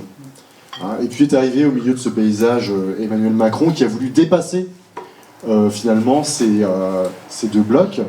Et on assiste maintenant depuis une dizaine d'années, une quinzaine d'années, à une fragmentation des blocs politiques, y compris notamment à gauche. Ce qui fait la faiblesse de la gauche aujourd'hui, c'est sa fragmentation, toute singulière par rapport à l'extrême droite qui apparaît, et moi c'est ce que j'ai pu voir singulièrement avec les électeurs du Rassemblement national, qui m'expliquent, mais vous comprenez, eux au moins ils sont unis. Ils représentent une force pour changer les choses.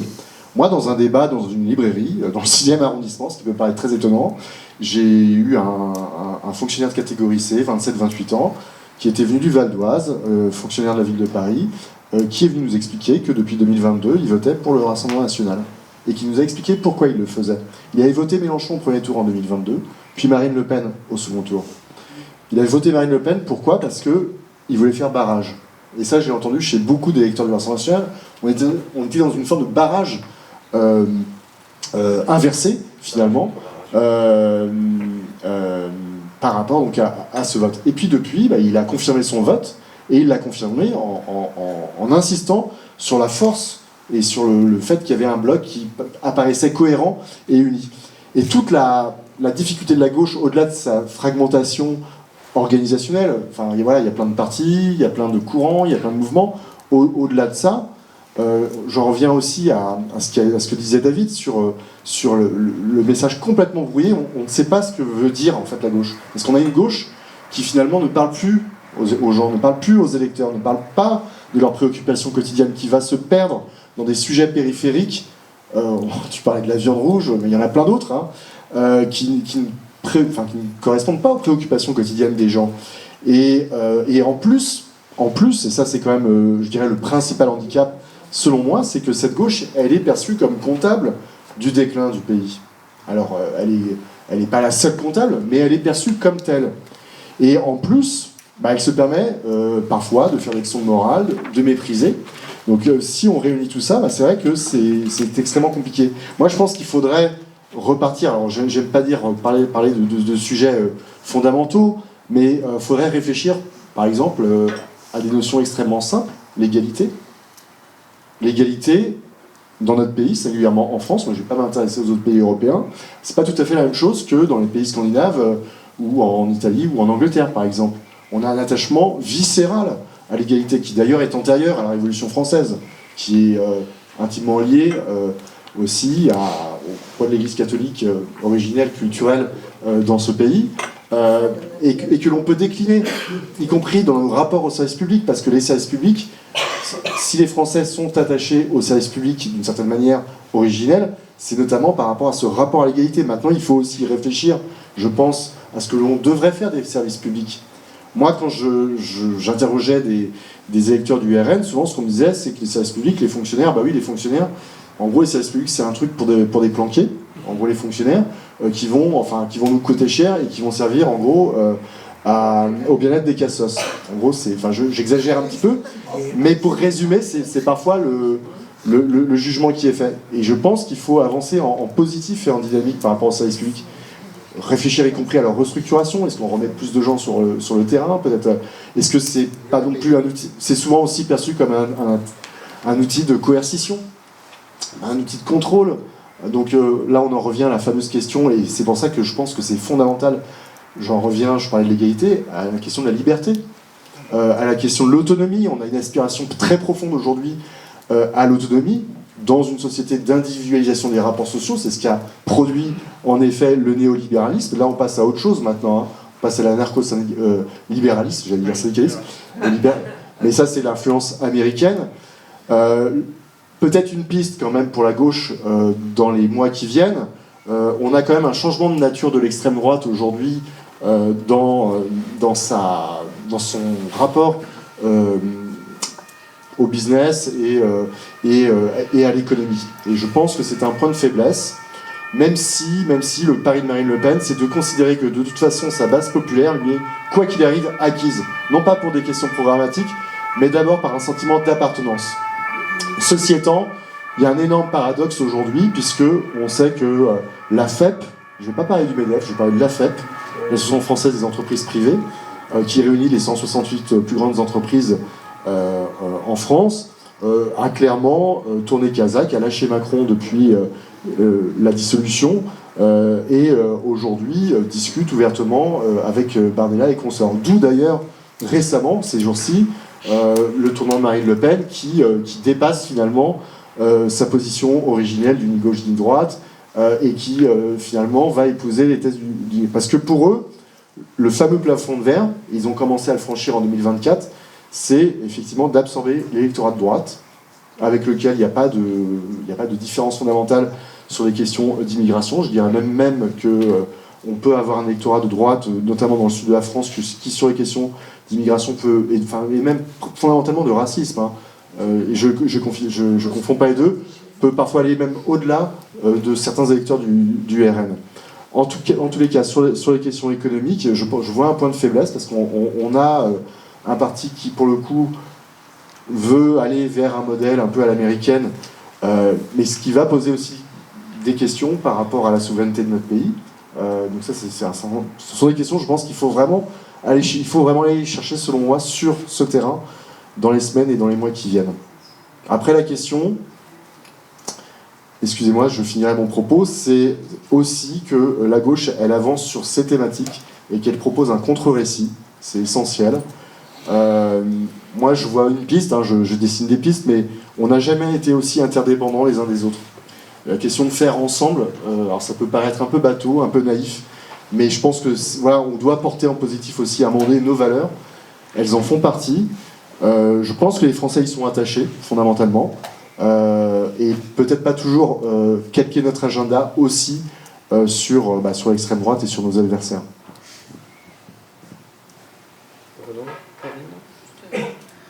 Oui, juste pour rebondir rapidement, puis parce que c'est important de pouvoir répondre à quelques questions.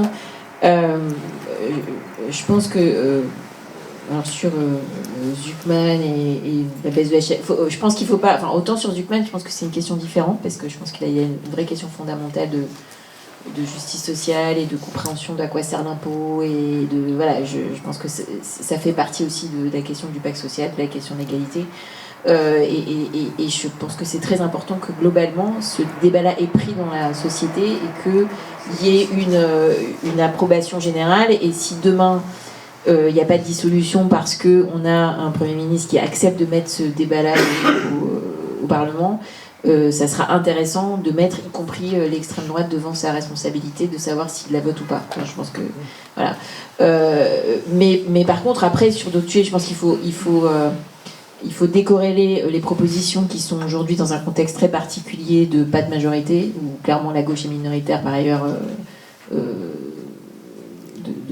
personne n'est de majorité, mais de comment est-ce que on essaie de cranter des petites victoires dans un contexte impossible, et ce qu'on doit préparer, qui est comment est-ce que on arrive à reconquérir le pouvoir le plus tôt possible, donc a priori pour 2027 au niveau national, et avoir une majorité avec laquelle on peut agir, et dans ce cas avoir là une politique totalement différente qui effectivement doit inclure une vraie vision un nouveau type de structuration de la production, donc la réindustrialisation, la manière dont on pense les services, et aussi la question agricole. Je pense que j'ai quelques collègues socialistes au Sénat qui seraient très fâchés qu'on raconte que la gauche n'a pas de vision sur l'agriculture. Non, il y a un vrai sujet aujourd'hui, et je crois qu'il y a, même si on a du mal à le faire entendre, il y a une vraie réflexion aujourd'hui à gauche sur la question agricole, et le fait qu'à gauche, on doit porter aussi, notamment pour tous les plus petites et moyennes exploitations, un modèle pour l'agriculture française qui se détache de la logique de la PAC et de la FNSEA, enfin des grosses exploitations. Donc il y a vraiment effectivement un sujet, et c'est non seulement parce que c'est une question aussi dans les zones rurales, pour un électorat dans les zones rurales, et aussi parce que l'agriculture, ça nous concerne tous et tous, parce qu'on est tous des consommateurs à la fin des produits agricoles. Voilà, donc je pense qu'il faut faire, voilà, il faut regarder. Je suis d'accord en fait avec ce que tu disais, David, sur les perspectives qu'on doit déployer, et sur ce que tu viens de dire sur le barrage, utiliser aujourd'hui le vote Rassemblement National, le vote Marine Le Pen comme un barrage contre le libéralisme, le néolibéralisme qu'incarne Macron. C'est quand même la preuve qu'on a totalement perdu la bataille culturelle sur le fait que le Rassemblement National reste un parti d'extrême droite. Et ce qu'on voit aujourd'hui, c'est exactement ce qui se passe dans d'autres pays, et notamment aux États-Unis, c'est-à-dire effectivement une alliance entre l'extrême droite et les puissances de l'argent, et donc vers un système oligarchique en fait. Et ça, c'est vraiment quelque chose qui doit nous inquiéter, parce que les modèles qui fonctionnent à l'étranger, l'extrême droite, c'est se les rapproprier en France. Et si on n'est pas préparé à ça, on va avoir beaucoup de mal à relever la tête. C'est surtout l'aboutissement du processus de démolition des acquis de 45. De tous les cadres de régulation. Et de légitimation. Bien sûr. Juste une remarque sur Blair, en fait, parce que j'ai pas réagi, mais je voulais réagir. Blair, c'était effectivement la deuxième gauche, enfin la gauche, on va dire, un peu libérale, la troisième voie, c'est ça. Mais c'était aussi, il a aussi mis beaucoup d'argent dans les services publics. Enfin, on oublie, mais après Thatcher, après John Major, c'était les services publics anglais étaient dans un état lamentable, et il a commencé par ça. Et en fait, la gauche Hollande n'a pas fait ça. Et la manière dont on organise les services publics aujourd'hui, c'est avec une bureaucratie catastrophique. Moi, je le vois à l'université, je veux dire, la loi d'autonomie de l'université, qui est un truc fait par Sarkozy, mais approuvé par la gauche, malheureusement, et qui a continué. C'est un système qui bureaucratise beaucoup, et pas plus d'argent. Pour le coup, sous Hollande, la dotation par étudiant a beaucoup baissé. On va prendre quelques questions. Donc. Frédéric. Oui. On prend quelques questions. Ouais, je voulais réagir à ce qu'a dit Renaud tout à l'heure par rapport à ce qui se passe en ce moment en Grande-Bretagne et par rapport à la ligne de Starmer. Je pense qu'effectivement, ils sont arrivés au pouvoir par défaut. En tout cas, pas avec un enthousiasme populaire, mais les gouvernements conservateurs après Boris Johnson, voilà, c'était devenu insupportable pour les Britanniques, et le Red Wall est revenu à la maison. Mais là, ils sont en train de le perdre, et pas que pour des mauvaises raisons, c'est-à-dire qu'ils abandonnent aussi leur socle politique.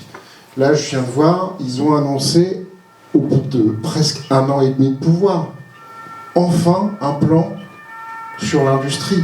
Enfin, l'industrie en Grande-Bretagne, la désindustrialisation, c'est pire qu'en France. C'est dire à quel point c'est pire. Voilà.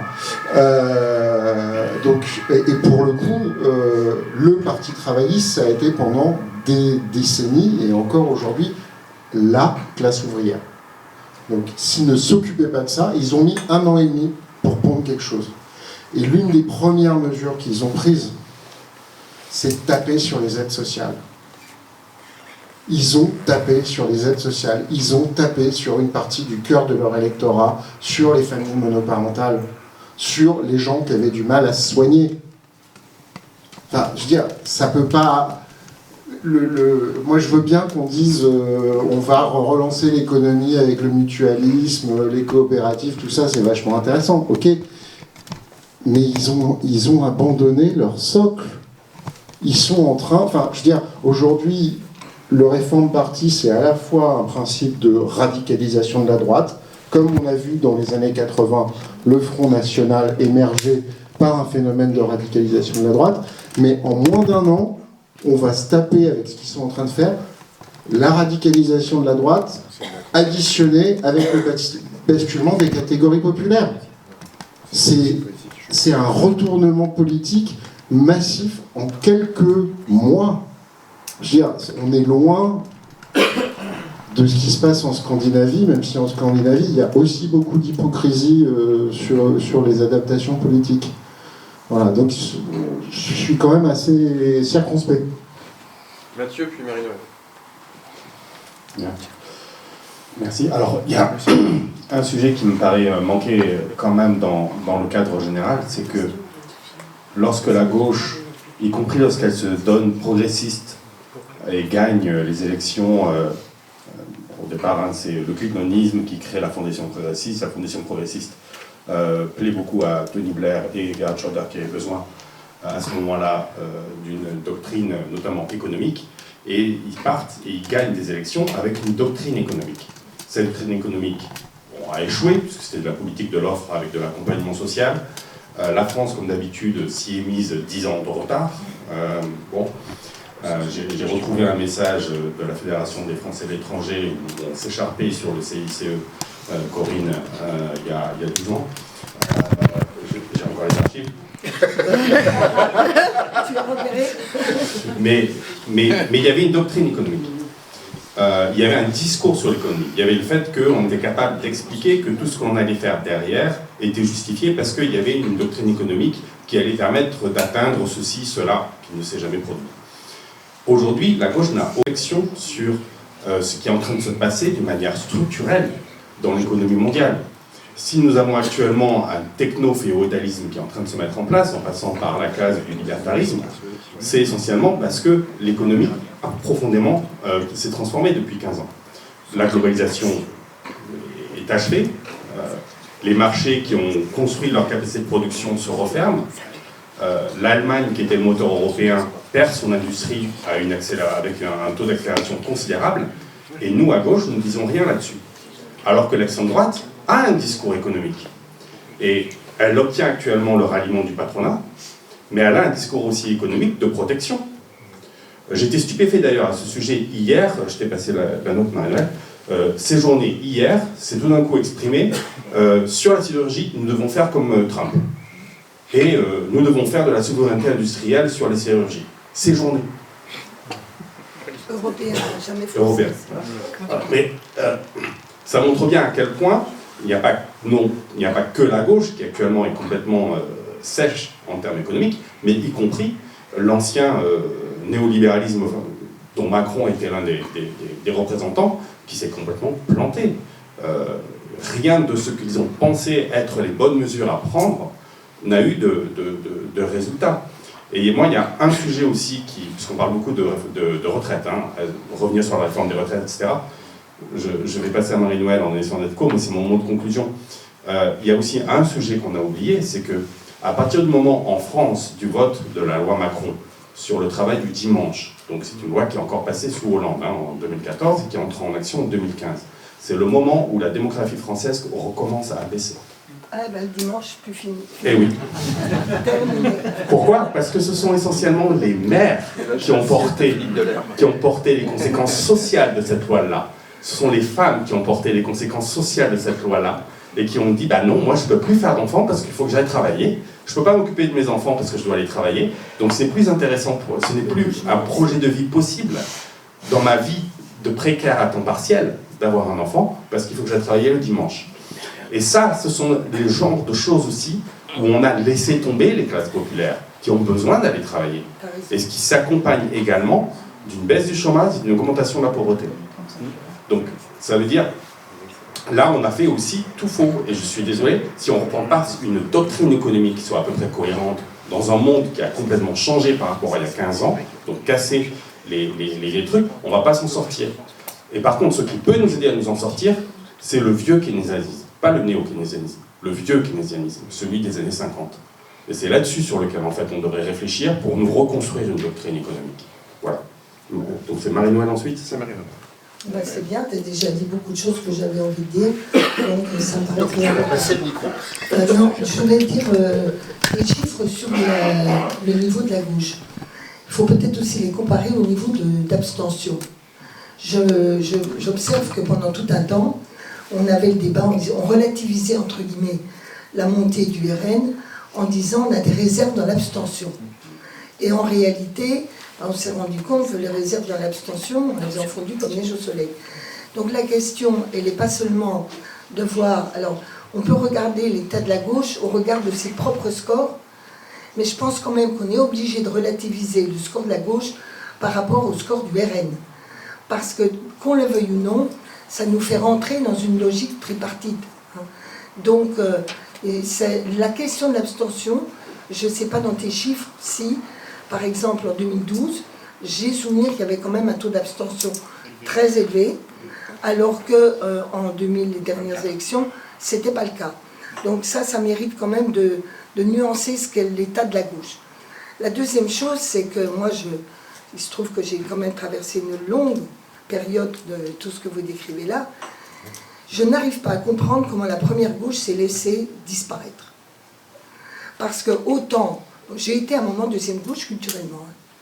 J'ai basculé résolument plus vers la première gauche, même si je reste coopérative mutualiste, au moment où j'ai vu que ce qu'on appelait une sorte d'autonomie des citoyens, de souplesse dans l'économie, eh ben, c'était finalement faire le lit du libéralisme pur sucre, la fragilisation totale des catégories populaires. Et moi, je peux vous dire, j'ai vu hâtissement sa dégradation du jour au lendemain de toute une série de la population et qui me disait, le RSA, c'est sympa les gars, mais ça veut dire que toute notre vie, on sera des assistés au lieu d'être des citoyens qui avons un boulot. Voilà. Donc, tout ça pour vous dire que je n'arrive pas à comprendre comment la première gauche s'est laissée dévitaliser. Et j'en veux, quelque part, un petit peu un certain nombre de socialistes qui se sont fait élire sur un discours première gauche. Je cible Jospin, bon, qui par ailleurs avait d'autres qualités. Hein, bon. Mais je cible Jospin. Il est élu sur un discours anti-mondialisation libérale, sur on résiste, on n'est pas Tony Blair, on a un modèle républicain français, je le défendrai. On est bien élu, c'est pas lui, mais on est bien élu aux législatives. À peine arrivé, je vous rappelle en même temps qu'on ne devait pas accepter l'euro dans n'importe quelle condition. À peine arrivé, on ne le fait pas. Donc, et on discrédite le discours première gauche. Vous êtes des archaïques, bande de nazes. Au lieu d'être dans une stratégie, j'allais dire à la Mitterrand, ça fait vieillerie et bon. Mais à la Mitterrand, c'était on ajoute les cultures socialistes. On essaie de les ajouter. Alors on peut s'affronter pour lequel est dominant. Mais ce n'est pas l'éradication.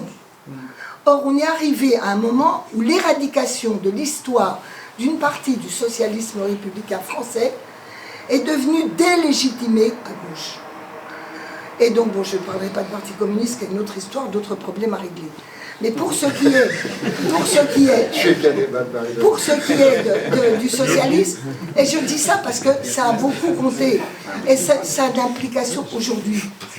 Est-ce qu'on conçoit l'avenir de la gauche comme fédérant largement des cultures complémentaires, des intérêts et des sociologies complémentaires, ou est-ce qu'on est dans la vertu des causes qui serait supérieure et qui imposerait à tout le monde de se ranger derrière l'acceptation de la domination de telle et telle cause. Donc ça, pour moi, je n'arrive pas à comprendre comment on s'est laissé faire, comment on a si peu été capable de résister, et en tout cas, quel antidote on peut trouver. Mais peut-être tu peux nous répondre sur l'abstention, comment tu l'as analysé dans les choses. C'est simple, hein, je ne l'ai pas prise en compte. Hein. Ah là, d'accord. Okay. Voilà.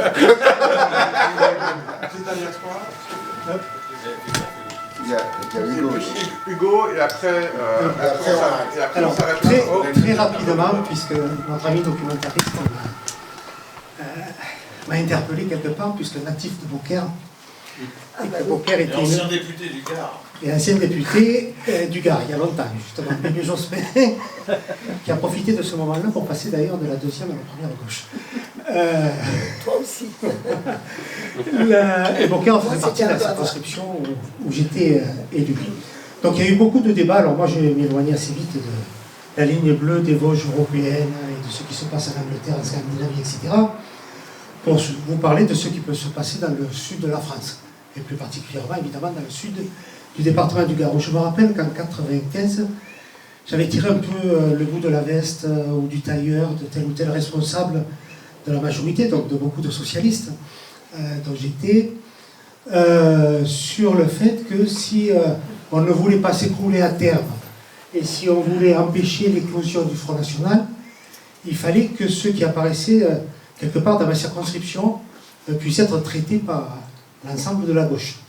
Alors c'était l'époque où on disait, bon, le problème de l'emploi, du travail, etc., c'est la sidérurgie dans l'Est de la France. Le racisme, c'est plutôt le Sud-Est, etc. Chaque coin de France avait sa spécificité du Front National.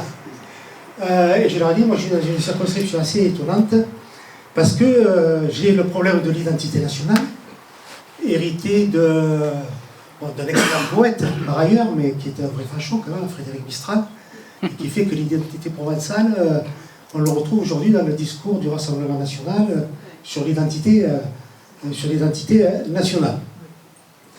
La question du racisme, des pogroms contre les Italiens au début du XXe siècle, jusqu'à un plutôt mauvais accueil des gens venus d'Afrique du Nord pour venir travailler les terres.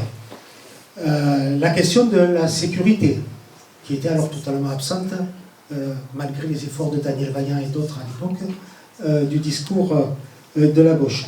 Le niveau très pauvre d'éducation, qui n'aide pas à la conviction politique, entre nous soit dit. La 6e circonscription de France, qui comptait, je ne sais plus combien de milliers d'électeurs à l'époque, comptait 2 lycées. Donc on situait à peu près le niveau de l'affaire. C'était aussi malheureusement la question de la protection sociale, avec déjà le début de la déshérence des services publics. Et si je porte ce témoignage, c'est parce que je crois qu'aujourd'hui la gauche, et ça s'est accru avec le dernier gouvernement de gauche de François Hollande, et qu'on n'a pas de réponse aujourd'hui parce que la gauche s'est arrêtée de travailler après la défaite de Lionel Jospin. On n'a plus rien sorti comme idée, comme orientation politique, comme outil de maîtrise, et il a fallu que j'attende un peu, donc je suis allé voir un peu ailleurs, à gauche quand même, mais un peu ailleurs, il a fallu attendre quand même qu'il y ait un parti, donc là je vais tirer un peu les pompes de nos leaders, qui commence à nous parler de souveraineté industrielle, qui commence à nous dire qu'il faut qu'on reprenne aussi notre identité culturelle. Comme le disait Marie-Noël, moi je ne comprends pas qu'on ait pu laisser à la droite et à l'extrême droite le drapeau bleu, blanc, rouge, et tout ce discours qui est autour de la nation. Après tout, c'est les révolutionnaires qui avaient créé ça, et aujourd'hui ceux qui le portent, c'est l'extrême droite, et quand on ose le dire, alors là on se fait étrier comme pas possible par une partie de la gauche. Et donc moi en cru, ce que je voulais dire, c'est peut-être les 5 points sur lesquels la gauche a intérêt à beaucoup travailler, si pour répondre à votre souhait, on espère pouvoir faire un score intéressant en 2027. Un dernier mot à Hugo, et puis après on clôt le débat. Merci. J'ai été très interpellé par ton intervention, mais je pense que c'était volontaire dans l'animation. Donc j'irai lire le rapport sur la 3e gauche, parce que j'ai envie de retenir. Non, mais je sais, c'est élevé de faire la montée en compétence des camarades. Ce que j'ai envie de retenir, c'est qu'ils ont commencé par rappeler les fondamentaux à gauche. Donc, dans notre contexte national, je pense que le point qui peut faire consensus entre nous, au-delà de nos organisations politiques, c'est de dire, parce que ça n'a pas été fait de 2012 à 2017 notamment, c'est qu'il faut réaffirmer nos fondamentaux à gauche. Après, je voulais réagir par rapport à ce que disait David, où, en tant qu'universitaire, je comprends que tu as envie de débattre de la taxe Zuckman, mais vu le coin enfoncé sur pas de nouveaux impôts, c'est Macron nous bassine avec ça depuis 2017, et il monte les franchises médicales, il monte la TV, enfin à droite quoi. La taxe Zuckman, les Français sont convaincus sur un mauvais argument parce qu'ils vont pas la payer, mais enfin, honnêtement lâchons pas l'affaire, c'est-à-dire enfin, non mais je dis parce que dans le débat tu disais, et derrière tu dis, et par ailleurs on peut pas redistribuer par des allocations. On a parlé ce matin dans nos débats internes municipales législatives. Moi, je vous redis, parce qu'on est un parti politique, c'est important que vous ayez un débat entre universitaires sur ce sujet, mais n'allons pas dans les cages d'escalier nous affronter au RN pour les camarades qui sont dans des CEBA ou à la droite, en disant le modèle des allocations n'est pas vertueux. Donc je rejoins Frédéric, on n'est pas toujours d'accord sur un certain nombre de sujets, en disant un gouvernement de gauche qui commence par baisser les allocations et qui après veut faire un truc intelligent, mutualiste, cotisant, ça, c'est mort. Alors que si on maintient... J'ai pas dit qu'il fallait baisser les allocations. Non mais c'est ce que j'ai entendu. Mais j'ai dit qu'il fallait baisser, que c'était la baisse des impôts. Oui mais faisons attention. Faisons attention, parce que je suis d'accord qu'il y a des débats cons sur l'alimentation, mais il y a des débats cons aussi sur la valeur travail. Donc En fait, ce qui est important, c'est qu'on se dise, quand on a un point de consensus, ou que nos partenaires ont gagné un début de bataille, voilà, c'est important d'aller dans ce sens, parce que sinon, on va faire un travail de fond, mais qui ne sera pas audible pour nos électeurs, quel que soit leur niveau d'éducation, parce que c'est pas forcément ceux qui sont allés plus longtemps à l'école qui résonnent. Enfin, une partie des électeurs de Macron sont allés très longtemps à l'école, mais continuent à voter avec leurs pieds. Merci beaucoup, on va s'arrêter là. Chacun peut conclure en 1 minute, non? Je sais pas. On peut, si on accepte de dériver un peu, moi j'ai aucun problème. Allez, 1 minute. Allez, une minute chacun. Du coup, je vais commencer parce que bon, j'ai été interpellé un peu sur. Je veux juste remettre des choses au clair. Les allocations sont absolument nécessaires. La question est que ça ne peut pas suffire à une politique de gauche. Et donc, je n'ai pas du tout voulu dire qu'il fallait baisser les allocations. J'ai dit qu'il fallait avoir un autre projet que baisser la fiscalité sur les ménages modestes et moyens, vu l'état de nos services publics et vu le fait que la question de la santé et l'éducation sont aujourd'hui des éléments qui contribuent le plus à la réduction des inégalités. Et par ailleurs, sur la taxe Zuckman, je suis pour, je l'ai dit, je suis pour. Je dis simplement que ce n'est pas suffisant pour faire une politique économique. Et que quand on est d'accord là-dessus, eh bien faisons-le. Mais si on ne parle pas de l'agriculture, de l'industrie, de la manière dont on gère les services publics, c'est-à-dire pas uniquement en empilant des bureaucraties, mais en ayant des agents sur le terrain qui assurent l'éducation, la santé, la sécurité, on perd quelque chose. Voilà mon propos. Alors voilà, je me permets de clarifier, mon propos c'est vraiment celui-là. Alors, en 1 minute, mais juste pour répondre aussi à l'interpellation, mais je vais essayer dans ma petite synthèse, indirectement de répondre à un certain nombre de questionnements que nous avons ici en parlant de Beaucaire, justement. Parce que Beaucaire, c'est très intéressant. Beaucaire, c'est une petite ville de 16 000 habitants située dans une plaine agricole, dans un des départements les plus pauvres de France, le Gard, où en effet, on a un niveau d'éducation relativement bas. D'ailleurs, si vous prenez la carte de France des tests d'écriture et de lecture aux journées d'appel, vous avez une corrélation extrêmement forte entre le vote RN et cette carte de France. Ça ne veut pas dire que les électeurs du RN... Ça ne veut pas dire... Non, justement, pas de mauvaise interprétation. Ça ne veut surtout pas dire que ce sont les électeurs du RN qui sont en situation d'illettrisme. Mais en l'occurrence, c'est plutôt le contact avec cet électorat qu'on va retrouver chez des personnes en situation vraiment de grande précarité sociale, le plus souvent, et la peur finalement du déclassement qui va provoquer cela. Autre exemple, à Beaucaire, vous avez aujourd'hui une nouvelle population. 10% de la population, environ, est équatorienne. Voilà, l'immigration, c'est pas que les Noirs et les Arabes, excusez-moi, je vais parler comme ça, elle est multiple. Et cette immigration, c'est une immigration de travail qui est venue grâce au texte européen sur les travailleurs détachés. Ce sont les travailleurs agricoles qui sont venus après la crise de la crise des subprimes en Espagne, via des sociétés d'intérim espagnoles, dont Terra Fecundis, et qui sont employés à des conditions sociales, aux conditions sociales du pays d'origine. Évidemment, ça pose des questions. C'est-à-dire que je pose là, je mets quand même un sujet sur la table qui n'est pas toujours évident d'expliquer, d'exposer quand on a des débats. Moi, je suis de gauche, je suis très proche de François Ruffin, je ne vais pas m'en cacher ici. Mais dans certains cas, de parler d'immigration, c'est très compliqué. En l'occurrence, on a des formes d'immigration de travail qui sont des formes de délocalisation intérieure. C'est comme ça qu'il faut les appeler dans un certain nombre de secteurs. Et je pense que l'une des faiblesses de la gauche, c'est aussi une forme de déni, une incapacité à aborder ces questions. Et tout particulièrement dans un département comme le Gard, il faudrait être en capacité à le faire. Je passe sur les aspects culturels et la force, évidemment, des pieds noirs, qui est encore extrêmement prégnante. Et d'ailleurs, ces pieds noirs sont souvent les employeurs de ces travailleurs détachés. Bref, mais tout ça pour conclure et pour dire que il est vraiment essentiel, je pense, d'être en capacité à ne pas confondre les sujets. Le racisme et l'immigration, ce sont deux choses différentes.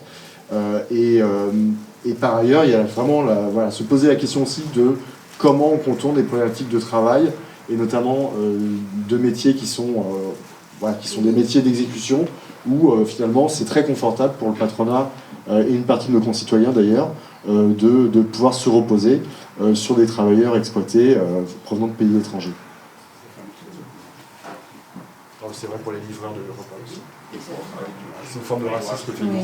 Oui. Donc, j'ai essayé de faire très court parce qu'il y a encore beaucoup à dire sur ce sujet-là, mais je pense que contrairement au bloc monolithique, encore que, puisqu'il y a deux morceaux de l'extrême droite différentes quand même, il y a le Rassemblement National et puis les Amoristes, c'est pas les mêmes. C'est pas la même base électorale, mais derrière il y a quand même beaucoup des mêmes idées, mais qui sont packagées différemment. La gauche sera toujours diverse, et la question c'est comment est-ce que on fait de nouveau, on a su faire dans le passé de cette diversité-là une richesse plutôt que une problématique de fragmentation, parce que sinon effectivement on n'arrivera pas à dépasser à remonter ce plafond de verre que nous avons aujourd'hui. Et pour faire ça, je crois qu'il faut vraiment revenir, ce que je disais au départ, revenir sur ce que sont nos fondamentaux, ce qu'on partage tous quand on est de gauche, et ce qui revenir au pacte social fondamental de la promesse républicaine, et en y ajoutant absolument cette question d'être capable nous aussi de développer de nouveau, justement à partir de cette promesse républicaine, une vision de la France et une fierté d'être français, mais une conception ouverte de notre citoyenneté, ouverte à l'autre, qui soit vraiment un projet et une vision qui soit frontalement différente de celle que porte l'extrême droite et une partie de la droite aujourd'hui, parce qu'il faut refaire du clivage gauche-droite. En fait, ce qui profite aussi à l'extrême droite, c'est cette confusion qui a été totalement incarnée par Macron quand il a été élu en 2017, et qui a achevé, même si bien sûr après il a fait une politique de droite, mais enfin qui a achevé de généraliser la confusion entre la gauche et la droite, et on a besoin de retrouver ce clivage entre la gauche et la droite sur des fondamentaux, sur des valeurs fortes, mais en sachant trouver le bon équilibre entre être une gauche qui porte un projet radical, qui porte un vrai projet de transformation radicale de la société, et en tant que socialiste, après le désastre qu'a été pour nous 2017, on a dû aussi beaucoup s'interroger sur justement les échecs du quinquennat Hollande, et du fait qu'on était devenu un parti de technocrates qui accompagnait le changement plutôt que de vouloir transformer la société. La gauche, si elle ne promet pas de transformer la société, à quoi elle sert ? Et donc d'être capable de porter un projet de transformation radicale, mais qui ne soit pas un programme de on va tous raser gratis, c'est un truc complètement inapplicable, qui fait qu'on ferait fuir justement un électorat qu'on a besoin d'aller rechercher, si ce n'est au premier tour, au moins au deuxième tour, pour gagner des élections. Donc c'est vraiment je crois que c'est cette équation-là qui est devant nous et qu'on a à trouver ensemble. Merci beaucoup. Une réponse à Frédéric. On avait eu l'occasion d'échanger sur le sujet, sur le sujet Starmer et les coupes. C'est indéniable. Hein. Je suis vraiment pas porte-parole des travaillistes ici. Des conneries, ils en ont fait beaucoup. Ils sont arrivés peu préparés, avec un parti divisé en trois. Donc ils ont allié la carpe, le lapin sur la doctrine économique. Ça colle au point. C'est-à-dire qu'il faut à un moment donné avoir une ligne qui peut additionner plusieurs choses. Hein. Ils l'ont d'ailleurs fait. Sur l'énergie, dans le programme, il y a une grande entreprise type EDF de l'énergie, et puis les coopératives énergétiques. Et donc il y a les deux. Il y a responsable première, deuxième gauche qui sont un peu liés. Mais il y a une doctrine économique qui est celle de l'interventionnisme. Le premier budget qui est présenté, il m'a surpris, parce que je l'ai regardé très attentivement, c'est un budget qui est parmi les plus ambitieux d'Europe. Hein. En termes d'investissement, ils vont loin. Mais à côté de ça, il y a des conneries monumentales de coupes dans des domaines sociaux qui créent des conditions horribles. Le sujet des aides au chauffage l'hiver qui a été un carnage. Mais à côté de ça, c'est-à-dire qu'il faut regarder le e-nationalisme British Steel. C'est-à-dire qu'il y a une menace sur l'acier britannique. On fait bien de faire la même chose. Et nous, on ne l'a pas fait. Voilà, ce que je veux dire, c'est qu'ils ont une démarche qui est assez volontariste sur certains aspects et qui, à des moments, est extrêmement décevante. Donc je ne sais pas où ça va mener, la chose, mais en tout cas, c'est un peu plus complexe que c'est une ressucée du blairisme de la grande époque. C'est plus compliqué que ça. Voilà. Merci beaucoup pour ces échanges. Alors, avant de remercier tous les intervenants, je voudrais vous rappeler que une gauche, justement, qui cherche à s'intéresser au travail, à s'intéresser aux travailleurs, c'est une gauche qui doit travailler. Et pour travailler, à la GRS, on prend les mots très sérieux, les livres, ceux des intervenants que vous pouvez retrouver à la librairie, accompagnés d'autres, en particulier sur, on en a parlé, la valeur du service public, ou la haine des fonctionnaires, qui nourrit ce discours du Front National. Voilà, merci beaucoup. Merci.